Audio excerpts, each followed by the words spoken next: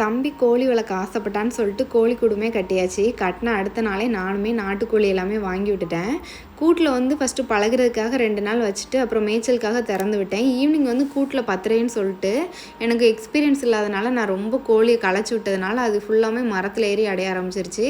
ஆனால் எல்லாருமே முட்டை விட ஆரம்பிச்சிருச்சுன்னா கோழி கீழே வந்துடும் அப்புறம் பழகிரும்னு சொல்லிட்டு இருக்காங்க. எப்படி வருதுன்னு பார்க்கலாம். எனக்கு எதுவும் தெரியலை. உங்களுக்கு எதுவும் தெரிஞ்சுன்னா கமெண்டில் நீங்களும் சொல்லுங்கள் எனக்கு. அதுக்கப்புறமா அந்த ஒரு கோழி 1 மந்த் கிட்டே இருக்கும் நான் கோழி வளர்க்க ஸ்டார்ட் பண்ணி. ஒரு கோழி மட்டும் ஈவினிங் ஒரு மாதிரி டல்லாக இருந்த மாதிரி இருந்துச்சு. அது வந்து தூங்கிட்டு இருக்கா இல்லை உட முடியாமல் இருக்கான்னு கூட எனக்கு தெரியலை.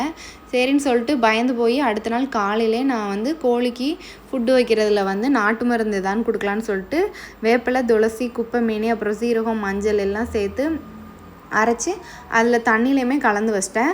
அந்த ஃபுட்டு எல்லாத்தையும் கோழி எல்லாமே எடுத்துருச்சு நல்லாவே. ஆனால் அந்த கோழி வந்து காலையில் பார்த்ததுக்கப்புறமா தான் எனக்கு தெரிஞ்சுது அது வந்து நார்மலாக தான் இருந்திருக்கு.